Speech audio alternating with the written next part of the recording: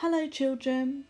Yesterday you were introduced to our new Power of Reading book for this half term, Olga de Polga. Can you remember the name of the author who wrote these stories? That's right, it's Michael Bond, who was also the creator of Paddington Bear. Can you remember anything about Olga de Polga? Chapter 1. Olga Sets Out. From the beginning, there was not the slightest doubt that Olga de Polga was the sort of guinea pig who would go places.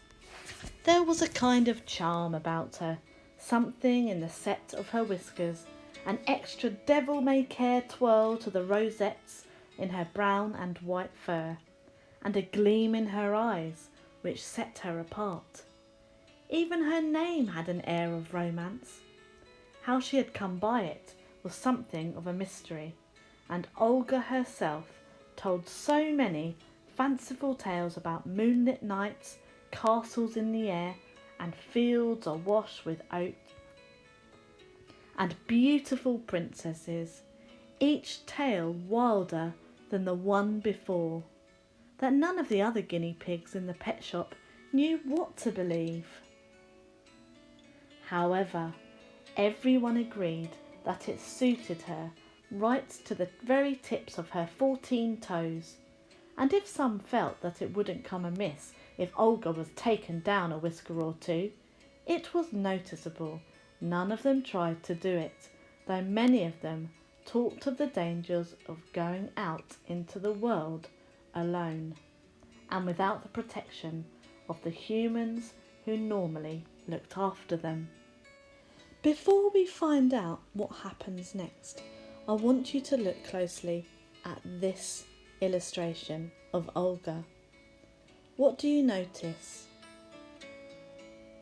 Which guinea pig is Olga? And how do you know?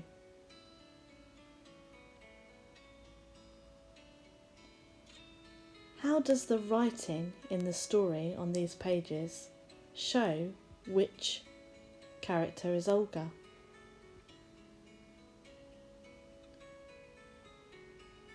How do you think Olga is viewed by the other guinea pigs? What do the body language and the facial expressions of the guinea pigs suggest about how they feel about Olga? Do you think they like her? "You can't do without the sawdust, people," warned one old stager, known as Sale or Return, who'd lived in the shop for as long as anyone could remember, and was always listened to with respect because he'd once been away for 2 whole days. "It's a cold, hard world outside." But Olga would have none of it. "You can stay here if you like," she would announce, standing in the middle of the feeding bowl in order to address the others. "But one of these days I'm going. Whee! Just you wait. As soon as I see my chance, I shall be away." We can tell that Olga is the main guinea pig, standing in the middle of the feeding bowl, because that's what it says in the story. We also know that Olga is an Abyssinian guinea pig with rosettes, which look like swirls or flowers on her fur. We can tell from the picture that this must be her. She's standing above all the other guinea pigs.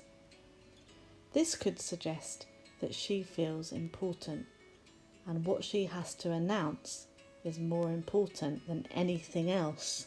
She is keen to go on an adventure, even though another guinea pig called Sail or Return, who'd been there a long time.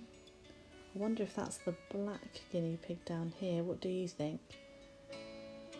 Sail or Return suggests that It's a frightening place to go outside without the protection of the humans. Look closely at all their faces. How do you think they feel about Olga?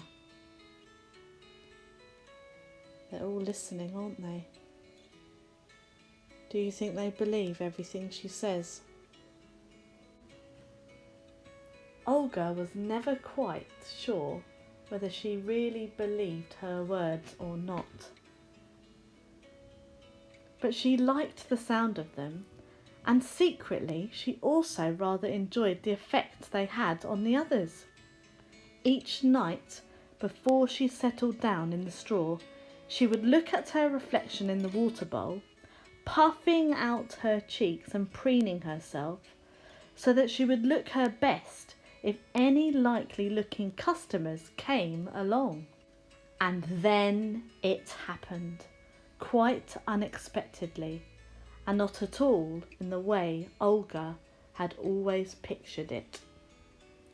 There were no grand farewells. There was no battle royal, no wild dash for freedom. There were no cheers whatsoever. In fact, it was all over in a flash.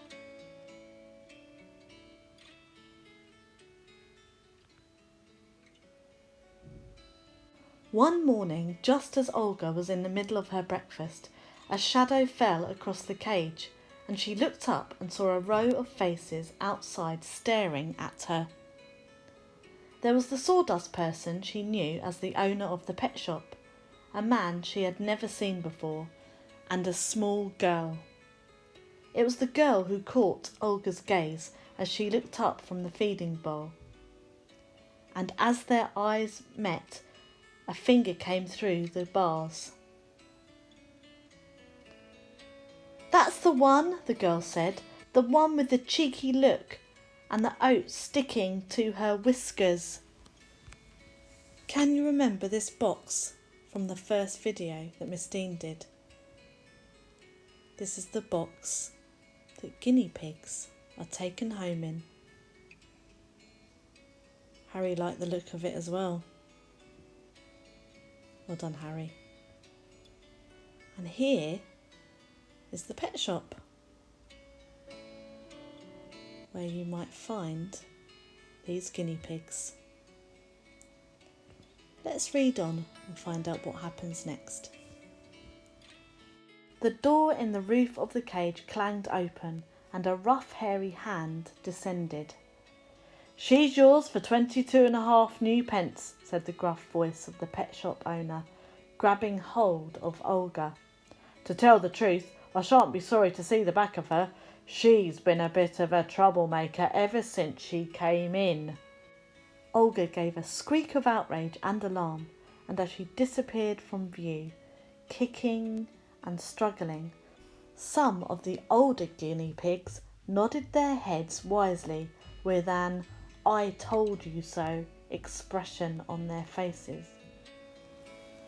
But many of the younger ones looked rather envious, for when your world is only 2 foot square, almost anything else promises to be more exciting.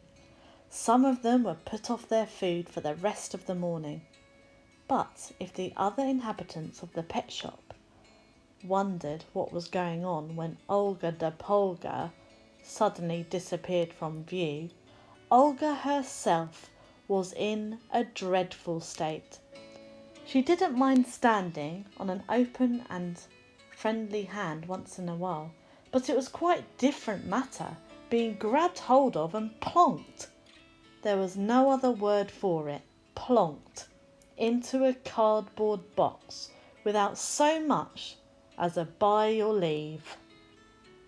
Here is your English task for today. Today you are going to pretend to be one of the guinea pigs left behind in the pet shop. Your task is to design and write a farewell card for Olga de Polga. Farewell means to say goodbye, as we know Olga de Polga has left to go with the little girl. Choose one of the guinea pigs below as your character. Give yourself a name and pretend to be writing as if you are that guinea pig. What pictures will you draw on the front of the card? You could draw some guinea pigs like the ones in the pictures here, with the banner at the bottom saying, "Let us be friends forever." Or your banner might say farewell or goodbye or good luck. Think carefully about what you want to say as your character. You will notice on the right picture that the card has been layered. There's brown in the background with pictures of carrots that perhaps Olga Topolga will like, and it's a really lovely, interesting card. Let's look at two more. Here are two more examples for you to think about your own ideas. You might draw lots of the guinea pigs that you can see in the picture. You might also think about drawings of things that guinea pigs like. What are you going to write in your farewell card? When someone is leaving, it gives you a good chance to express how you feel about them. Remember to start your card with "Dear Olga Topolga." Think about the following. You could write some words of reassurance. This means to make Olga Topolga feel a little bit better about moving on to a new home. For example, "This is your chance to go on a new adventure. You are very lucky." You might also feel quite sad about Olga Topolga leaving, so words of sadness. "I will miss you terribly, Olga. I loved listening to all your fanciful tales." You will notice there that I used some vocabulary from the story that I've already learnt. Number 3, words of encouragement. Words to encourage and make Olga Topolga feel ready to move on. "Wow, you will have such a fantastic time in your new home with new sawdust people. The little girl looks so kind." These are 3 different messages of different feelings that can be put in your farewell card. Have a think for yourself. What would you like to hear if you were moving on somewhere new? Remember to sign off, but don't sign off with your name. Sign off with the name of your guinea pig. Good luck, you two.